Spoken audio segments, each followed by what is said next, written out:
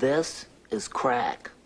One thing that I love doing is watching PSAs. You know, from way, way, way back in the day. From the 70s and the 80s and even the 90s. You know, when the war of drugs was at its height. I think that we've all seen at least a few of these. This is your brain. And this is heroin.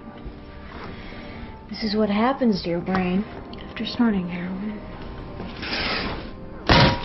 It was a different time back then, obviously. Culture was all about family values, lowering crime, and marijuana was seen as a gateway drug to hell. You started that and you were well on your way to crack cocaine, speed, meth, and then the lethal injection. That's what our parents said at any rate, while they smoked their cancer sticks and drove down the road drunk. Things are different nowadays. Most of the country is on its way to legalization of marijuana. Oregon has even gone so far as to decriminalize all drugs, which is a stance, to be sure. It's not that these drugs are without negative side effects, but the more rational of us are more inclined to let people make their own choices on the matter. And of course, it's become clear that the punishments for nonviolent drug offenses are very often much worse than the actual drugs. These drug PSAs seem so corny in hindsight. They show a world of rampant paranoia and an almost childlike fear. Every story is a tragedy. Just once and you're dead. It got, for a lack of a better word, like a cartoon. To the point where they had actual cartoons telling you to stay off the pot. I hate to suggest this, but my guess would be marijuana. What they don't tell you, though, is that this kind of PSA stuff never really left. Yeah, they've actually been around all along. During the 90s, as the Amazon's deforestation became more and more of a pressing cultural issue, everyone was focused on saving the rainforest, shrinking that hole in the ozone layer, and protecting our planet. Most cartoons and sitcoms had at least one environmental episode, but there were shows and even entire movies based on this. We had Fern Gully, Once Upon a Rainforest, and most infamously, Ted Turner's creation, Captain Planet. How did that go? Check him out, you're gonna see. He's the Mega Mac Daddy of ecology. This man, who has 5 kids of his own, believed that he could stop overpopulation, which is a complicated issue, by telling 7-year-olds that they should stop having so many damned kids. As a show, Captain Planet was a good theme song. In hindsight, it's just about one of the corniest shows that I've ever seen, which is why I tend to clown on it at every opportunity that I can get away with. Unfortunately, PSAs got a lot less funny during the turn of the millennium. The 2000s brought on a new threat to the American consciousness: terrorism. PSAs became how there could be a bomb in every book bag, your neighbors could be plotting against you, and anyone with a foreign religion was a danger. While the issues of environmentalism, drug addiction, and terrorism are and were very real, PSAs often paint a very black and white picture of the world, and they often end up misinforming people more than they help. They're closer to propaganda than an actual public service. And today, especially in the realm of animation, they're getting another prominence, most infamously with Steven Universe. Today, a lot of them are about aspects of social justice, and I suppose this is a good disclaimer before we really get into the brass tacks of things. This is going to be one of those political episodes, and nothing is off the table. I'm going to be talking about some very controversial issues today, and my political opinions don't always align with the mainstream, as you probably realize this by now. The only thing I could promise to be is as honest and understanding as possible, and I ask you to do the same. We're gonna have to talk about the political opinions within these PSAs and deconstructing their arguments. There's no other way to do this. I respect you guys a lot more than just to make this episode about laughing at stupid corniness, but there will definitely be a little bit of that as we go forward. Some of the PSAs are outside of cartoons, like they made a commercial for it, and some of them are basically whole episodes. I'm going to be a little bit loose with the definition of a PSA. For instance, I consider the episode Let's Not Be Skeletons to be a PSA on gun control, even though it's another episode of OKKO, and not a PSA by the traditional definition. And speaking of politics and such, most of Hollywood and the animation industry by extension is left-leaning. Very far left-leaning. I don't think that's controversial to say. I think most people know that Hollywood is pretty far left. But it does mean that we're going to be pretty much only tackling left-wing arguments and stances. Maybe one of these days Tim Allen or Mike Rowe will make an animated show, or Mike Judge will do something other than keep trying to revive Beavis and Butthead. But until that day comes, most of the animation industry itself has a very unified voice. Please do not follow any cartoonists or voice actors on Twitter. You will come to hate everything about animation if you do that, no matter which side of the political aisle you're on. Buckle up. It's going to be a long, winding road today, and I think we need something really simple to get started with. What is the least controversial topic that we can start with today? Global warming.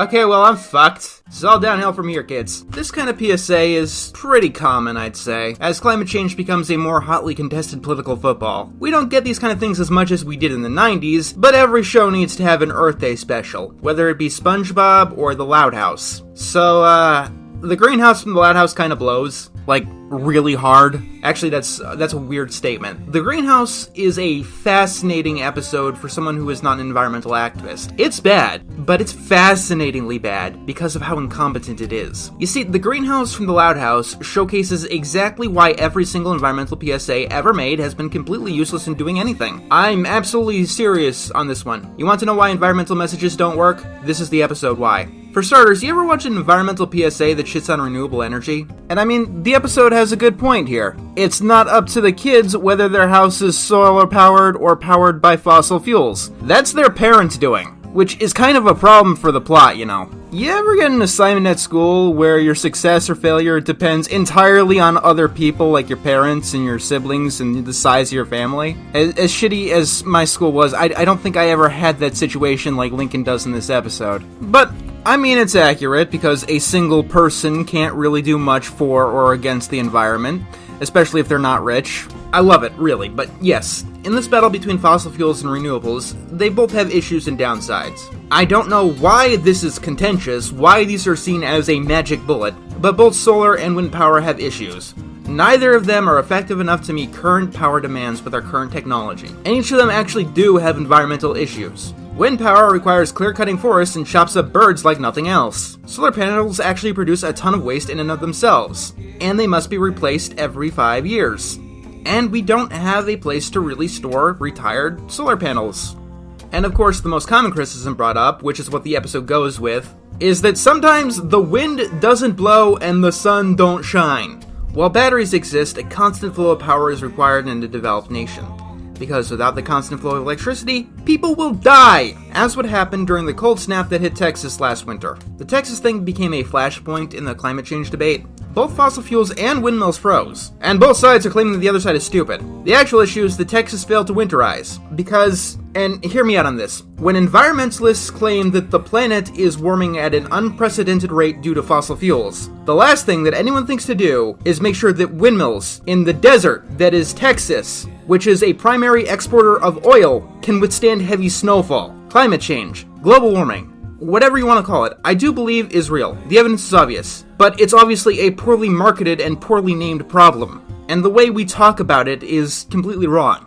Remember, weather is not the climate, but the unprecedented cold weather in Texas is proof of climate change. Science communication is a field that has been dead for decades at this point. We are in desperate need of a Bill Nye that hasn't gone fucking insane.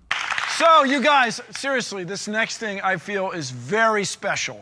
'Cause my sex junk is so much more than either. This song was nominated for an Emmy, by the way. At this point, I would like to formally nominate Genghis Khan for an Emmy, because he is just about as deserving as an Emmy as anything else the Emmys award and nominate these days. So, the greenhouse accurately showcases what's going to happen when any country goes green. Climate change is not an entirely environmental issue. It's a diplomatic one. In the episode, Lincoln makes his house go green. So everyone else in the class trying to stay green takes advantage of Lincoln. If you don't dig for oil in your backyard, you're gonna have to ask your neighbors for some. And you're gonna have to do just about whatever they say, no matter how immoral they are, because the demand for it hasn't vanished. The problem is, with current technology, renewables aren't as reliable as fossil fuels. So when a country does decide to go green, it lowers its own productivity, hurting it on the global stage. Other countries are incentivized not to go green, as it gives them an economic boom and more relative power on the global stage. Eventually, the polluters are going to dominate the global stage by polluting. Things like the Paris Accord only work if everybody plays together. In the current state of global affairs, everyone is not going to play together. When conservatives point to China and India, they aren't just whinging. By ignoring their impact, it incentivizes them to keep polluting, making them more powerful, making pollution more powerful. Because if you ignore eco-resolutions and regulations, you produce more. Your economic power boosts more. It creates a feedback loop, where the countries that ignore eco-regulations become the most powerful. It also severely hurts the developing world, because industrialization is just about the only way that they can become developed. So this episode that says you should go green brings up another really good point against going green. Environmentalism is gross. Like, really gross. If you want an example, the pandemic of 2020 killed a lot of virtues, but I think that environmentalism was one of their first sacrifices. Wear a mask, make sure you don't use the same one twice in a row. Either dispose it, or waste a shit ton of water in between each use if you want to do this properly and safely. Throughout 2020, 1.5 billion masks have fallen into the ocean, and they tend to end up scattered across the ground as well. The overcleaning and the aerosols involved in sanitizing everything is bound to jack up the ecosystem. Even ignoring 2020 specifically, you shower probably every single day, which is more than you need to, scientifically speaking, and it wastes water. You also waste clean, fresh water every single time you flush the toilet. Like, every single day, you waste enough water for an entire family to survive on for a week. If climate change scientists and activists are right, flushing the toilet might be the sin that future generations try to erase us for when the water wars start. No, I'm not exaggerating. But you want to flush the toilet every single time you use it, never reuse dirty clothes, shower every single day, because it's all about feeling good. Why else would you be an environmentalist if it didn't allow you to feel good? Maybe because doing good is hard work and there's no easy way to morality. It can be very hard to be good and to have values, and I think that's something worth respecting. Keep wasting resources to keep your standard of living, and put the glass bottle in its proper bin to think you saved the world. Never mind that the bottle is full of ingredients that need to be shipped across the world by trucks, boats, and planes. It's reduce, then reuse, and then finally recycle. People don't want to reduce because no one wants a lower standard of living, and reusing things is disgusting.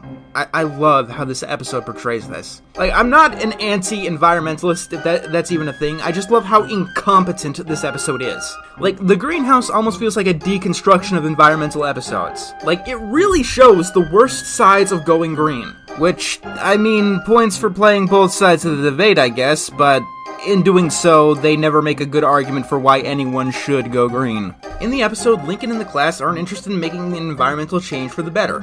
They're doing it for the selfish reasons of naming a polar bear.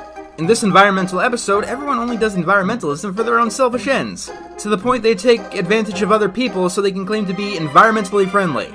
And also, everyone is held up to the same standard, despite vastly different sizes of population.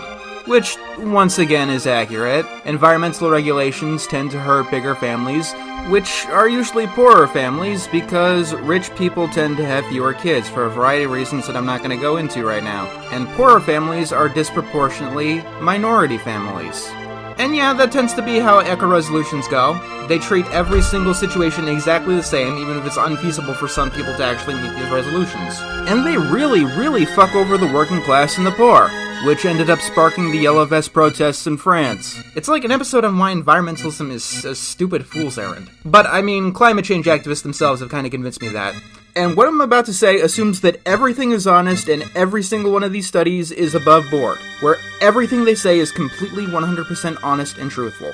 The biggest proponents of climate change are climate change activists. They've basically been arguing unless we radically change how society is structured, we've got 12 years before the end of the world. Taking a step back from the panic, it's 12 years until climate change becomes irreversible or very much damaging. Either way, it doesn't really change how futile everything is. So, they have thoroughly convinced me, personally, that the only thing we could do in our fight against climate change is remove all funding to climate change research, environmental protection, and allocate it to surviving the oncoming changes. Because there's no way you're doing something that basically requires world peace to stop, and fundamentally changing the nature of the human race in a zodiac cycle. I mean, do you want to live in the 2020 lockdowns for the rest of your life? Because some environmental-obsessed governments are wanting to replace pandemic lockdowns with environmental lockdowns. And if you think that's a better life, please don't talk to me, because I don't want to talk to you. If you want to improve the environmentalist message, the first thing you could do is kick these crazies off the stage. Because it's an alienating message that nobody wants to hear. Isn't that right, little Dickie?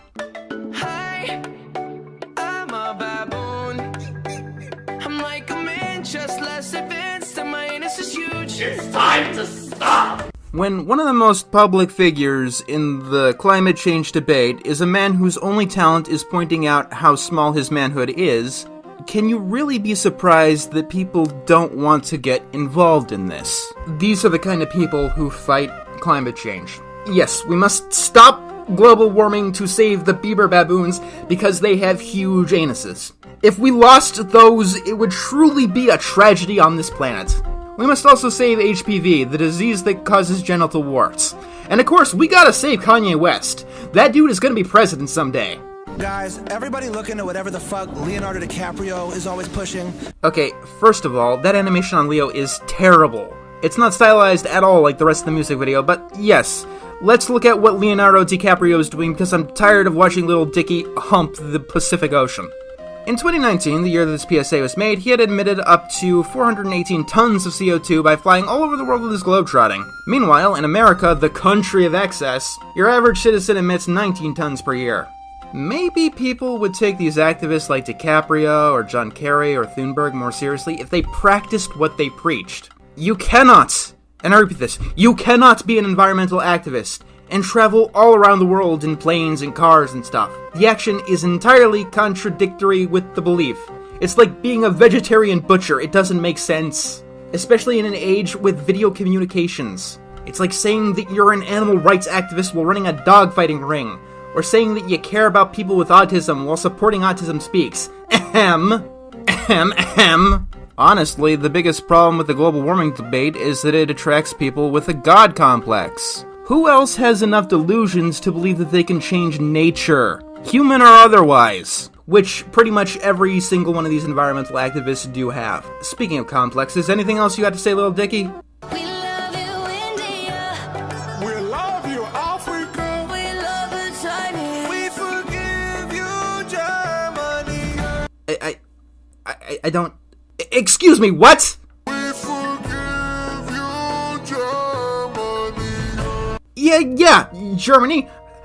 I know you had the whole Nazi thing, but we're cool now. So let's save the planet. What the fuck? What the fuck even is this? Yeah, I don't give a shit what the message is. I'm not gonna listen to anyone who drops a line like that. Especially since Germany hasn't exactly been the best in the fight against climate change themselves. Following the Fukushima nuclear disaster, Germany started reducing its nuclear power plants and opening up more wind farms. These wind farms couldn't meet energy demand and they had to start burning more fossil fuels, raising the country's carbon footprint. Because nuclear energy is literally the only way we will ever phase out fossil fuels, and environmentalists need to stop protesting it if they don't want to be hypocrites. Yes, nuclear energy has problems. It's either fossil fuels or nuclear, your choice. What's next? I'm done with this. Speaking of things that should have stayed in the 90s, the Animaniacs had a reboot. A lot of people really seem to like it. Then there are others, the people who notice that Dot is actually in this show. Not to, mansplain, but when the theme song says no mansplaining, you can't expect that to not rub people the wrong way. It's alienating, which is the last thing that you want to do in a theme song. Look, Dot was always a feminist character. People who say she wasn't never watched the original. But in the reboot, they did take her in a lot more of an abrasive direction. It's kind of the difference between third wave feminism and fourth wave, honestly. To put it short, in this version of Animaniacs, Dot is the character who will fight against gendered language while telling you to stop mansplaining, manterrupting, and having a mantrum. All while going after words like bossy that have no actual gender connotation. Dot's 90s feminism was self-assured, but in the modern incarnation, it seems like she's going specifically out of her way to piss off anyone with a different set of values. It's funny, their prediction song says the show was written in 2018 before it came out in 2020. However, it feels like it was written in 2016 and came out in 2018.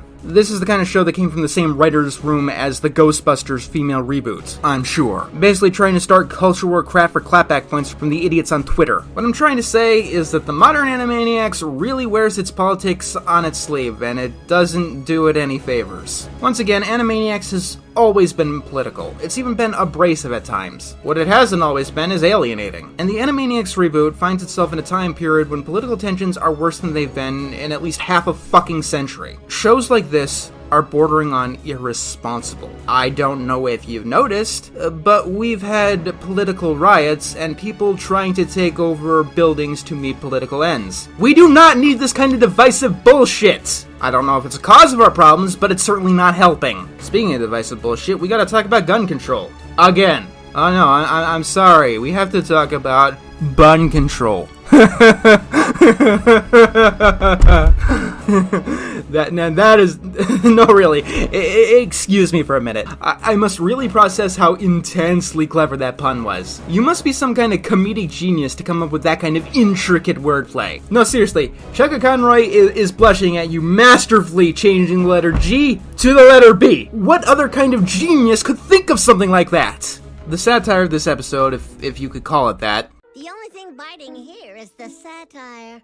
That's what they call it. Doesn't work because the scenario doesn't work in context. Studies show that owners of multiple buns feel safer from the threat of other owners of multiple buns. Look, skeleton remotes I could kinda get. You shoot them at someone and something permanent happens. It didn't really have a negative effect in the long run, but it was something permanent, I will give them that. A bunny, like a rabbit, unless you're a farmer or Elmer Fudd, isn't actually a threat to anyone. In a situation like this, you can't just preach to the choir. You have to be on your A game.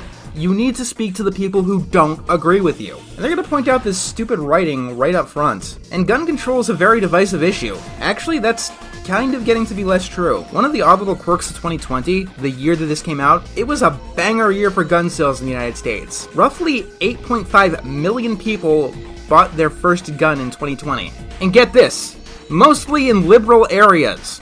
You know, the people in this country that support gun control. Or used to, I guess. Gun control is a harder sell than it has ever been in a long time. And if you want to convince people to ban the things they literally just bought, you're going to need a damn good argument. And they do not have a good argument. This episode's brilliant solution to gun control is just do what Australia did, which is another thing that rings out like it came in 2018, but it was written in 2016. I feel like a robot for saying this, because the Australia argument is so well worn. I don't think that even gun control activists use Australia anymore. Australia was already experiencing a decrease in gun violence before the ban, and the ban itself had no effect on the already downward trend. Beep boop, libertarian programming activated. During the 2020 COVID pandemic, Australians became unable to leave their country without express permission from their government, preventing many families from becoming reunited. Something that typically only happens in totalitarian countries like North Korea, forcing them to deal with some of the strictest authoritarianism and pandemic controls in the Western world. This is likely something that would not have happened in an armed populace.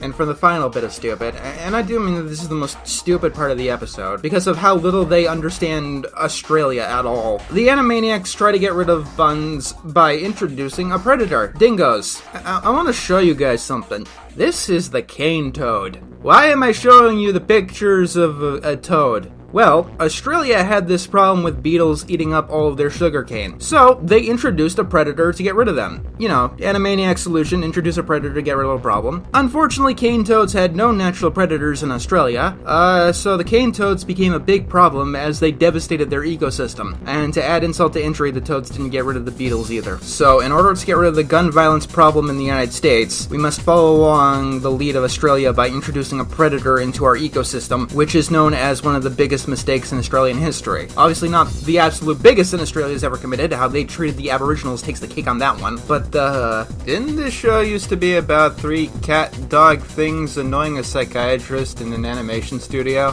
Whatever happened to that? I don't know why they couldn't see through any of these implications unless they did, like, absolutely no research. Here's the thing about quote-unquote biting satire. It has to apply to both the real world and the scenario that the episode creates. This one is so magical that it manages to do neither, and it's a shame. This is the episode that's famous for that anime sequence, and I really do wish it was in another episode because it's a really good sequence, and it shows they really do understand the medium with countless references within just 2 minutes of animation. They understand anime way more than the problem of gun violence at any rate. Seriously, I've seen teenage screeds on Tumblr with a better grasp of the issue. So, your favorite show is having a reunion. It's been off the air for like a decade, but they're making a comeback.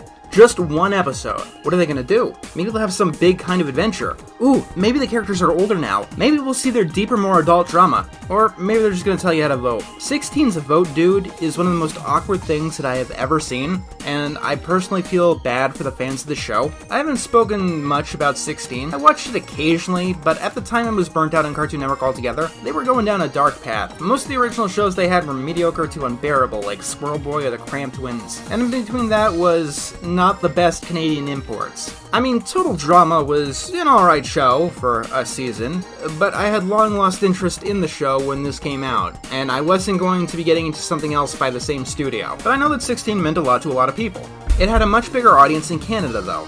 It was a Canadian production. So in 2018, the United States was getting into its midterm elections. You see, the way the United States works is that we have a presidential election every 4 years, but there are several other elections in between. And the most significant of those is the halfway point, where we have elections for many members of Congress and senators. And that gets to determine what kind of legislative branch that our president has to deal with. If the president is a Republican and the two houses of Congress are majority Democrat, it's unlikely that they'll be able to do much, or vice versa. Partisanship in this country is that bad. The last thing that Democrats and Republicans agreed to in the United States is going to war with Iraq, in 2003. Members of Congress will stick to voting in certain directions based on party in front of everything else, and opposing parties will do nothing but obstruct. So you may be wondering what the American midterm elections have to do with the Canadian television series that ran in the mid-2000s. No, I got nothing. This is one of the stupidest things they could have done. Hey guys, wanna know what I just did? I just looked up how to register to vote. And then I took the pledge to not have sex until after I got married. Same energy. Same fucking energy. Have you seen what he's done today?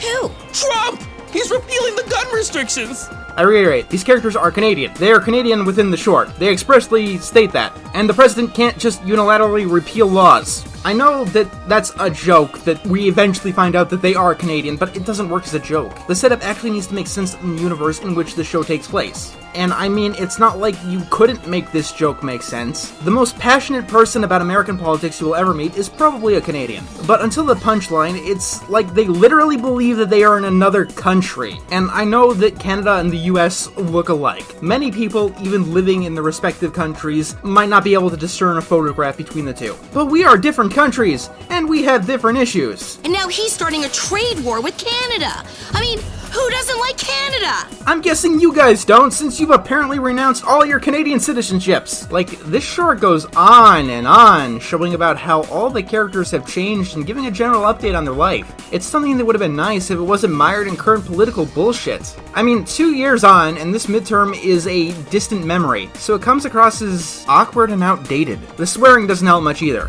Also, they keep using the word millennial over and over again. Number one, I don't think that term even existed when the show came out. It definitely wasn't in widespread use. But here's the, fun fact. If you turned 18 in 2018, you're not a millennial! You're a member of Generation Z, or Gen Z, whatever. No, not that Gen Z. We do not speak of that Gen Z ever. This whole thing really does feel like it's concentrated. Hello, fellow kids!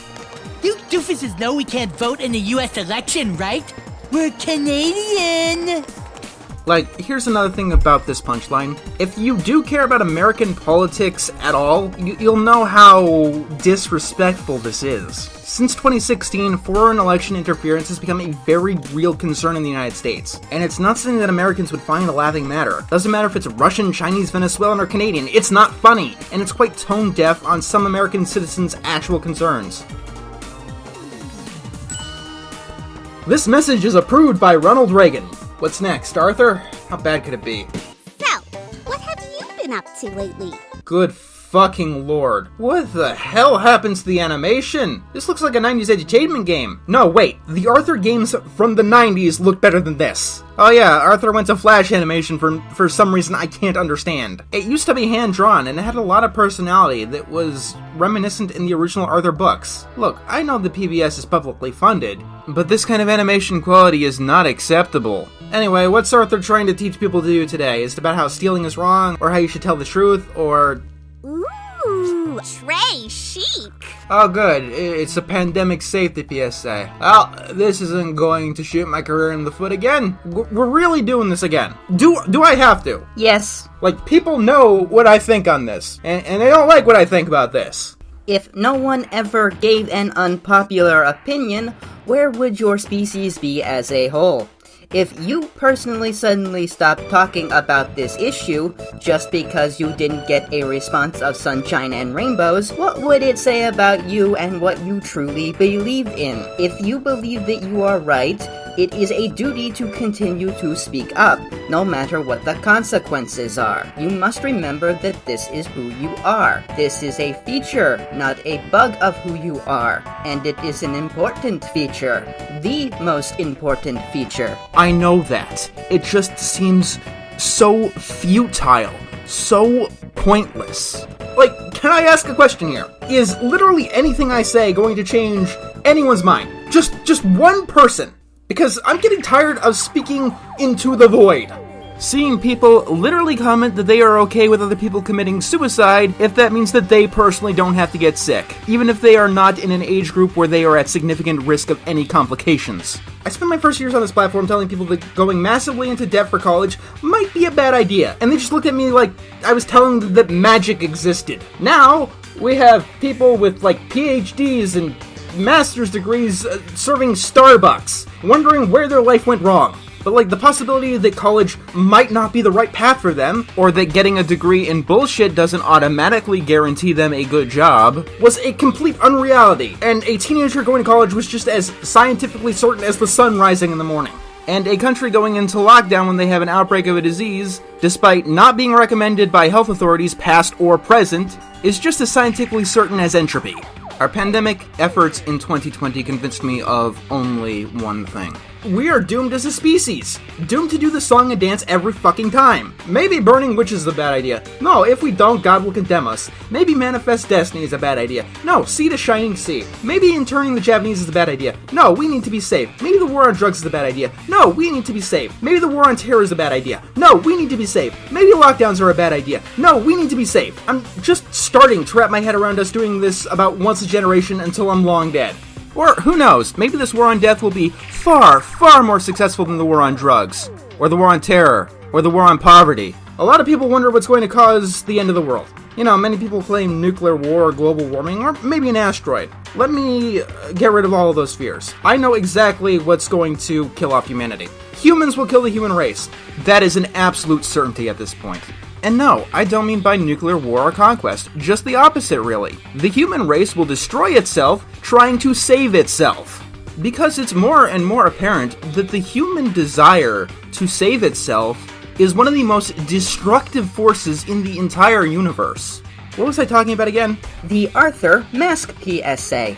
No, I wasn't talking about that. I was talking about how nothing I say on this is going to matter. I'm not usually a determinist, but this is proven to be futile. I could say gloobity globbity glorp, and it'd be worth that fucking documentary I made that had over 150 sources. I mean, even if I shot with their side on this one, they still wouldn't listen to me. I mean, I could say that the science of this PSA is outdated, and apparently now you need to wear 2 masks. Even if you're vaccinated, which is great incentive to get vaccinated, by the way, guys. Does it matter that many countries and states who had mask mandates actually had an increase in cases? Or that plenty of places that got rid of mask mandates saw a drop in cases, like recently Texas? Nope, science avoids evidence. And it's not worrying at all that a Dutch study that talked down the effectiveness of masks was afraid it couldn't find a publisher, because consensus is the most important thing to science. That's why we know that the sun revolves around the earth. Science should never be controversial ever. And I get it, I really do. We all need to have a completely unquestioned priest or preacher who is infallible no matter how many times that Fauci's lied. Masks, asymptomatic spread, herd immunity percentage. When you're in the middle of an outbreak, wearing a mask might make people feel a little bit better, and it might even block a droplet, but it's not providing the perfect protection that people think that it is. That even if there is some asymptomatic transmission, in all the history of respiratory-borne viruses of any type, asymptomatic transmission has never been the driver of outbreaks. The driver of outbreaks is always a symptomatic person. Even if there's a rare asymptomatic person that might transmit, an epidemic is not driven by asymptomatic carriers. Those are 3 major times that Fauci has lied. There are dozens and dozens of other times where he has, to put it as generously as I can, flip-flopped. If you want to listen to an avowed failure and an active liar, that is completely up to you. You can do what you want. I mean, even if masks do nothing, they don't have any negative effects. You know, besides the excessive police brutality all across the world, getting people to turn on each other, psychologically damaging children, forcing people to undergo previous trauma, an environmental disaster unlike the magnitude of anything we've ever seen before, discriminating against the mentally ill, oh, and Canada recalling masks that contain graphene, which Canada more or less mandated people to wear, because there are health risks associated with graphene. You know, graphene, something that Google, the greatest scientific authority in the world, was pretty confident in until the start of April. Yeah, who knew? Graphene causes lung toxicity in animals, but I'm sure it's safe to use on children like Canada forced them to do. One of these days, you follow the science people should look up thalidomide and see what happens when you use these medical advancements and apparati without proper testing. Be warned, the pictures can be considered quite disturbing. Children born without limbs often are. But I get it, we all need a security blanket or a teddy bear, or else we just don't feel safe. How else would we constantly remember that we could all die at any given minute? You know, one of the reasons that I tend to avoid stores and shops that require masks? I mean, the biggest one is that they cause me sensory overload, and we as a species have decided we collectively don't care about mental illness anymore. It's because these stores often avoid social distancing protocols, and even the CDC has said that masks are not a substitute for social distancing. You're only supposed to use them in places which you can't social distance, like the grocery store or school. You know, the place that we've closed down. Except for private schools. You know, where the rich kids go. Because we've also given up trying to care about income inequality as well. According to this PSA, because Muffy is wearing a mask, it is absolutely okay for her father to have this big blowout sales event for cars, which will most likely encourage a mass gathering. The most essential thing to buy in a pandemic. This goes on without any sort of shaming or criticism whatsoever. Really responsible to encourage mass gatherings, Arthur. You got any other pieces of advice? If we all do our part, we can get rid of this virus. You disgust me, viscerally. Let me be the bearer of bad news, Arthur. COVID is endemic. We're not getting rid of this virus entirely. The best we can do is defend against it. In all of human history, we've only eradicated one virus. That was smallpox. Nowadays, it only exists in a lab, and that's after we got a vaccine and 200 years for a virus that's less infectious than COVID. Seriously, if you fuck around in the Arizona desert, you could still get the Black Plague. You know, the one that killed like a third of the world's population. We've still got leprosy, measles, malaria, mumps, swine flu, bird flu, even the 1918 flu, and even polio. We were pretty close to getting rid of that one until we as a species figured that we had something better to do. PBS, if I can ask you to do one thing, it wouldn't be to improve the animation, it wouldn't be to check your morals, it would be for you to stop lying to children. I'm just wasting my breath and making my throat sore for no reason. It's a moot point anyway. Everything I just said means nothing to no one, just like virtually every fucking wear a mask statement that's ever been said. All of it amounts to a grand total of shit! We've learned this with abstinence-only education. Just telling people to do something like this has a backfire effect if it does anything at all. Like when Bill Nye tells you to wear a mask. It would be a lot more effective if he didn't come across as this miserable person while doing it. But no, it has to be different this time because we really want it to be different this time. That should make it scientifically different. No, all this abstinence only, mask PSA, makes you look like an asshole or a clown. You know, especially if you do something like recommend a face mask during sex like the UK did, or wear a mask in between bites of food like California did, or, you know, wear 2 masks after being vaccinated. Which doesn't make you look like you're taking the pandemic seriously. It makes you look like a fucking joke. And by extension, it makes masks look like a bigger joke. Because I personally would take you a lot more seriously if you just wore the fucking clown nose. What's the story been since Fauci flip-flopped? That's right, wearing one mask is all it takes to basically save lives. One mask is a perfect magic bullet. Here's the funny thing. If wearing 2 masks is really important, that means that every single time you've only been wearing one mask, you've been spreading the virus. But I guess that's not a problem, unless you've assumed that the mask is 100% effective at any point in time. Meanwhile, because I am skeptical of masks, I have basically just stayed home and ordered things online and stayed away from other people. It's been hell on my psyche, and the walls in my house move every single day. But this is how you properly social distance. Whether masks work or they don't, my conscience is clear. How about you? Because if this does turn out to be security theater, it can have a major backfire effect. So you better hope, for your sake, for all of our sakes, that one mask is effective enough. Instead of, you know, all of our protocols and all of our advancements being so useless you still need to do all of this shit even after taking a vaccination. But hey, at this point, if you don't want to question the theocracy, that's totally fine. I don't discriminate against other religions. But I'm done pretending to take this debate seriously. Children were mandated to wear masks that may have given them lung toxicity. You have lost the fucking argument and any moral standing you have. Sure, masks, lockdowns, whatever. Maybe they're effective at stopping COVID. I mean, all of the evidence basically says no. But let's pretend, because pretending makes us feel so good. And feeling good is just so much more important than doing good. Feeling good should just literally be the only thing that matters, no matter if we're actually doing good or actually hurting people. Let's hope that the future you're building is worth its weight in lives. Even toying with the idea of vaccine passports, which was said to be conspiracy nonsense last year, says no. Has Arthur done anything else? Because this debate just gets me in such a foul mood. I can't believe someone would be hurt like that, just because they're black. So, I'm going to need you to point out the problems with Arthur tackling this particular subject matter. If you don't get it, let me explain. In Arthur, the characters, don't have race. They have species of animals, yes, like aardvarks and rabbits, but you'd have to be MatPat to assume that they had an in-universe reason. This is a conscious choice that many shows made back in the day to make race irrelevant in their world. It was one of the main reasons that shows used anthropomorphic animals. There are no black people in Arthur's universe because there are no people of any race in Arthur's universe. We can see this also in things like Doug, where all the characters are Technicolor specifically for this reason. It's something that even happens to this day. Frisk is yellow in Undertale as well to take race out of the equation. It's not enough to just say, I'm not racist. It's not my problem.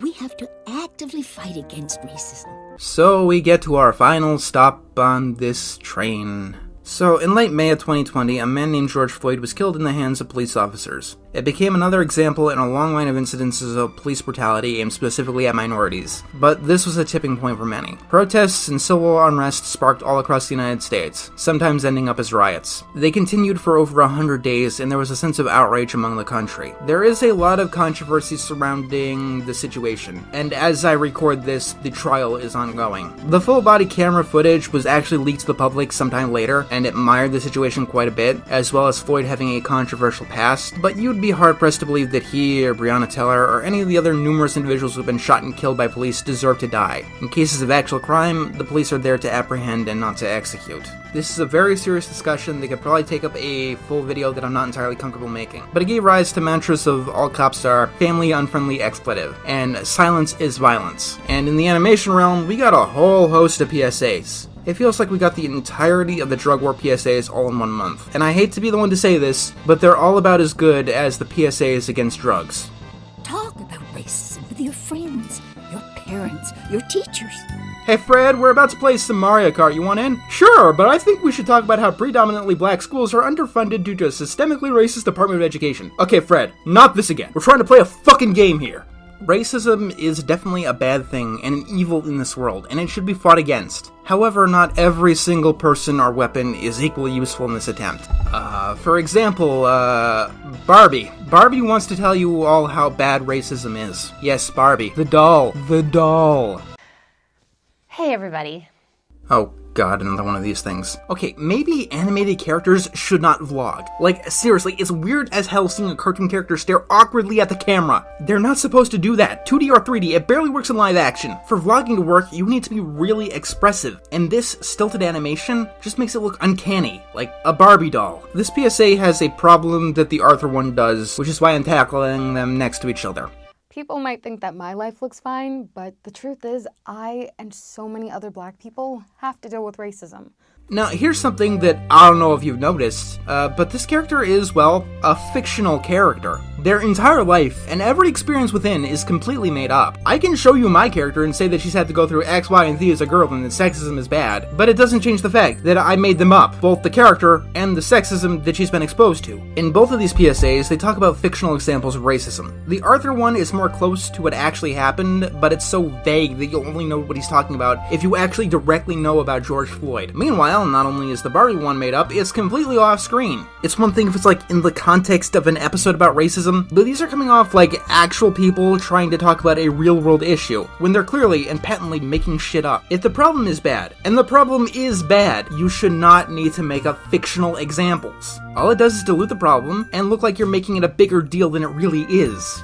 Once again, if they did like an actual episode about this, I wouldn't have much of a problem. But no, these PSAs are about fictional events, and they're talking about them as if they actually happened in everyday reality. It's okay if an actual human vlogger in the real world talks about this, like, okay, I don't know any vloggers. Let's say Oprah starts a vlogging show. She can talk about any racism that she's experienced with credibility because she's a real person. We can assume that she's honest about her life experiences, and we're to assume that her stories are true. Especially because there are real-world consequences if the stories are not true. Like when Jussie Smollett made up a fake hate crime. Fake hate crimes, even in terms of a PSA, only undermine the actual problem. You can make like 50 million PSAs about any problem you want, real or not. Like, the moon is gonna crash into the earth, and we have to do something about it. You could make as many PSAs as you want about it, and it would be on the same level of these racism PSAs, despite one problem being real and another one being clearly science fiction. Give some of those drug PSAs credit.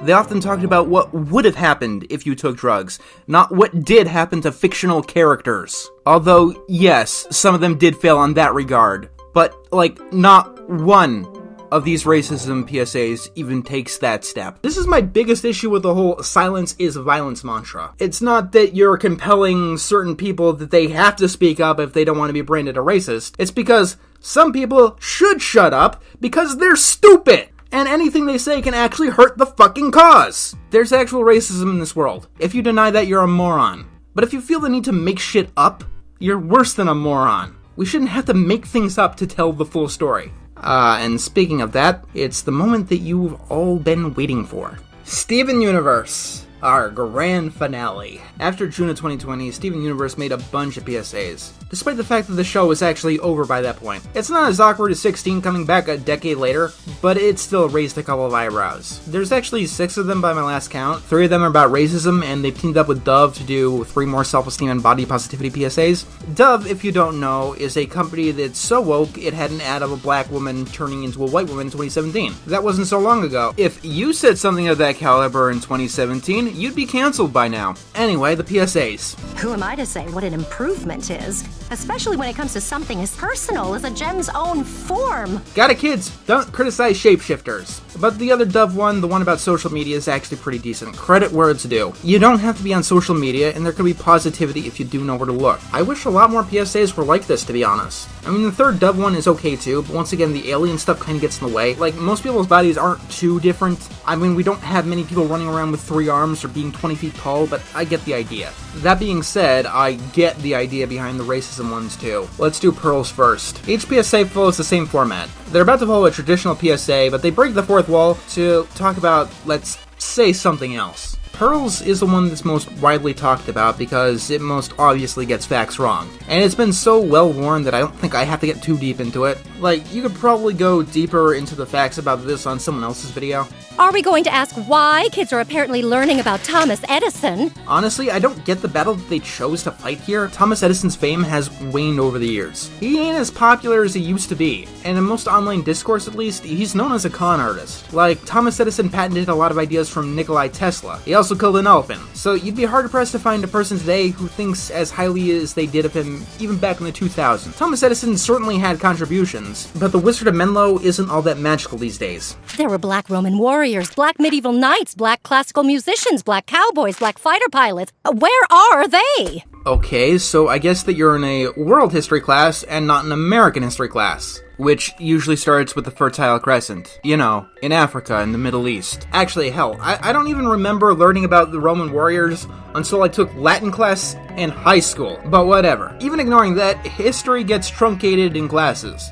Like, even the big events, like World War II, we don't learn every single nuance. Like, it's pretty bad when a channel called Oversimplified goes into more detail about major historical events like the American Civil War than our own actual education system does. But second of all, and more to the point, I don't know about whatever school you're teaching, but my school actually did go into black musicians. We learned about the Harlem Renaissance, the invention of jazz, Louis Armstrong, all of that. Like, I'm genuinely curious here. Did they take that stuff out of the textbooks and I just don't know it? Or maybe it's a regional thing, like how deep Texas gets into the Alamo? Because I distinctly remember learning about that. I mean, we learned about the Civil Rights Movement. I even learned about Jesse Owens, the black athlete who won 4 gold medals in the 1936 Olympics. You know, the one hosted by the Nazis. As for the Roman warriors, yes, there were black Roman warriors because their society wasn't race-based, and they conquered parts of Africa. This means, in addition to having black Roman warriors, the Romans also had white slaves. Look, sorry, they told me to tell the whole story, so I'm just doing what they said. I worry about you humans because you only live, what, about 100 years? Haven't you been on this planet for like 600? Why haven't you done anything about slavery or civil rights or anything like this? I reiterate, having a fictional character make a PSA about this kind of thing is stupid, especially when in-universe they have the power to actually do something about it. But no, Pearl's just gonna sit back and watch for hundreds of fucking years and then shame us about her inability to do shit. Was this modified to make white readers comfortable? Yes, my school made us watch the film Roots when we were learning about when our American forefathers partook in the atrocity that is slavery to make us more comfortable as white people. We learned about the Trail of Tears, read Farewell to Manzanar, you know, the book about the internment of the Japanese citizens during World War II. We learned about the American Civil Rights Movement with the Alabama bus boycott and the teachings of Martin Luther King, and how they got blasted by fire hoses for trying to earn their rights. And yes, while a lot of individual accomplishments by individual people have been sidelined, I never got the impression that my history class is trying to make me feel comfortable as a white person. Wherever that fucking notion came from. American history had a lot of race-based atrocities, which are repeatedly taught to us throughout our entire education. Alright, Garnet, you're up next. Hers is probably the least out of all of them. It's bad for the reasons that the drug PSAs were. Stuff like this doesn't actually happen in real life. Whoa there. Are you kidding? It totally does. Just because this has never happened to you doesn't mean it doesn't happen. Oh, wow. I'm sorry. Seriously, I didn't know. Stuff like this doesn't happen. Actually, it does. Whoa, I had no idea. I'm sorry.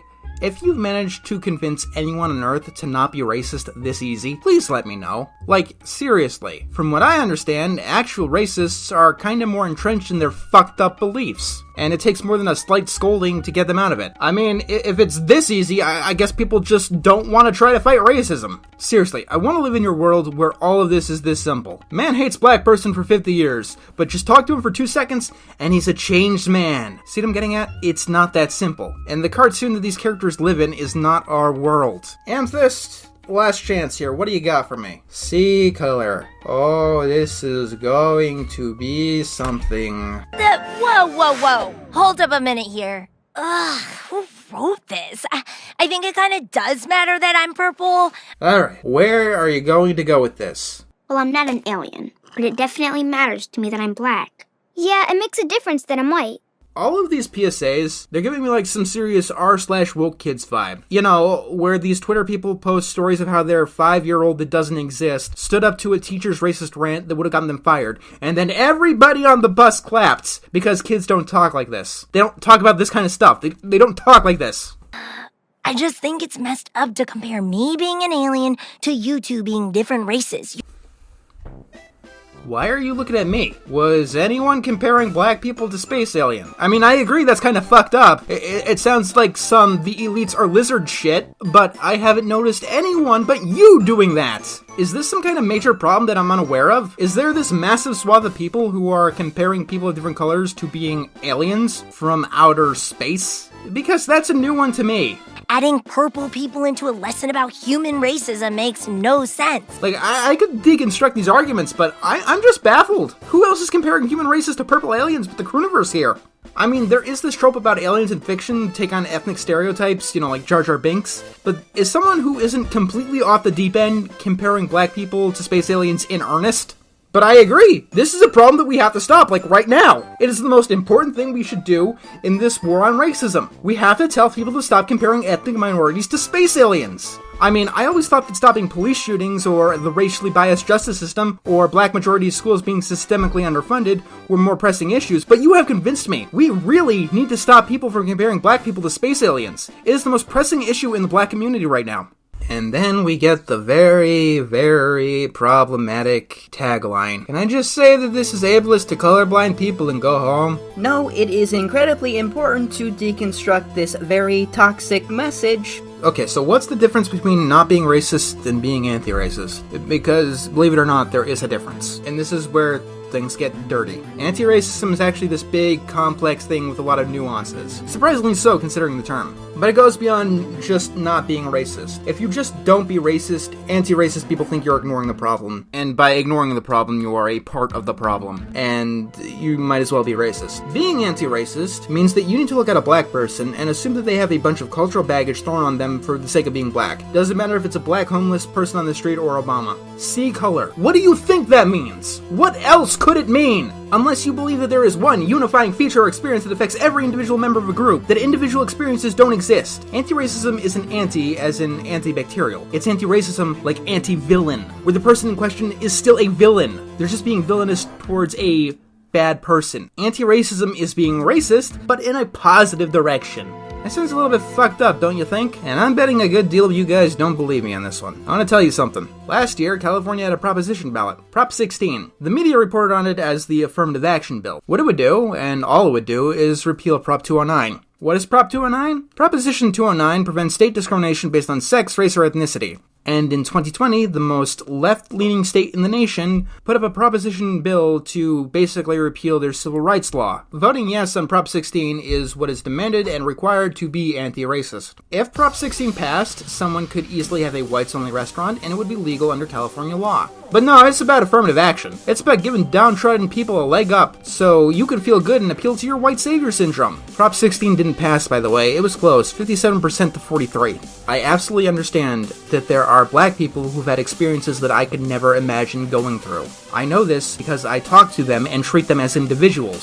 Same with Asians, Indians, Hispanics, Polynesians, Native Americans, so I can understand their worldviews better. But no, you people want to take a shortcut and assume that all of these people have had the same life experiences, which strikes me as kinda racist. You know who's very good at seeing color? You know who does it a lot? It's actually their primary feature, the alt-right. Their entire political ideology is about seeing color, and these kind of PSAs might just be good recruiting tools for them. I am so glad that they've gotten the pushback that they have, because quite frankly, a lot of what I've talked about today is disgusting. This especially. I'm sorry if you thought that this was going to be like the, let's mock the silly PSAs that are cringy and don't understand reality. But no, like, these bad PSAs are something else. I'll end it with this. Discrimination is bad. I don't know what else to say. Like, throughout my entire life, that has been my thought process. That has been the world that I've grown up in, and that has been my moral value. Discrimination is bad. If you think anything else,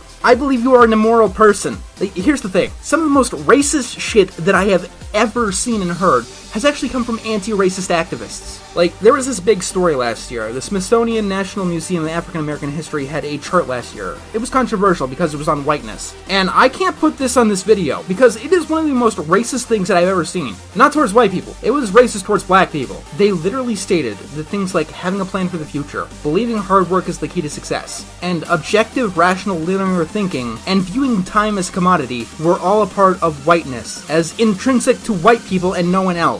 It is clear to me, undeniably, that racism is alive and well. Unfortunately, it's endemic in the people who are claiming to fight it. A lot of this stuff from these anti-racist activists sound almost exactly like what I hear from the alt-right. And I would not be surprised if the people who made the Arthur or the Steven Universe or the Barbie PSA believe this shit. When these people say to see color and want to remove laws that protect minorities, I don't think they have anyone's best interest at heart, except their own. And it feels like they've hijacked a movement for something incredibly awful. Racism is bad. Discrimination is bad. And that should not be a controversial statement. I personally stand against racism of all stripes, of any political affiliation. Left, right, I don't care. History has a funny view of all of us, and we'll see how things are judged going forward. But remember, every single PSA stood against drugs in the 80s and 90s. None of them said that they were good or that you should take them. They were the worst things ever that would destroy your life completely. 20 years later, and at least one state has decriminalized all drugs. Marijuana, the gateway drug, is fully legal in many states. These PSAs were corny, they were over the top, and they failed to understand their own issues that they were talking about. They had nothing for nuance. And that hasn't changed in 40 years. And slowly, but surely, people turned away from the PSAs of old. I can't say for sure that they caused the cultural changes that came along, but I can certainly say they didn't stop culture from making a 180. These are real issues that PSAs simplify into cartoons and sound bites. But we live in a world of reality, and things are never straightforward or simple, and pretending that they are only leads to bad results. The biggest fear I have going about this episode and doing all this research, the one thing I desperately don't want, is for us to look back at the message of don't be racist the same way we look at this is your brain on drugs. And it's scary that this is a very real possibility. Whatever side of the aisle you're on, whatever you think of me, please do your best out there to be a good person. Like many of these activists and PSAs, I'm not going to pretend that it's easy, but it's something that's well worth doing. And we need a lot more good people out there. And always try to stay honest with yourself. Keep questioning and just try to do good. Genuine good. Don't take the easy way out. So, little robot dude, you got anything? My name is Al, like it says on my body. I think that's AI. I have robo-dyslexia. Lowercase L's look exactly like uppercase I's to me, but I am fairly sure that my name is Al. Okay, Al. Anything you got? This whole thing makes me think of a C.S. Lewis quote. Is it the one that I'm thinking of? Of all tyrannies, a tyranny sincerely exercised for the good of its victims may be the most oppressive. It would be better to live under robber barons than under omnipotent moral busybodies. The robber baron's cruelty may sometimes sleep. His cupidity may at some point be satiated. But those who torment us for our own good will torment us without end, for they do so with the approval of their own conscience. They may be more likely to go to heaven, yet at the same time likelier to make a hell of earth. This very kindness stings with intolerable insult. To be cured against one's will and cured of states which we may not regard as disease is to be put on a level of those who have not yet reached the age of reason, or those who never will. To be classed with infants, imbeciles, and domestic animals. Yeah, that's the one that I've been thinking of for a good long time now. Let's hope for a better tomorrow, Al. Indeed. And I'll see you all next time.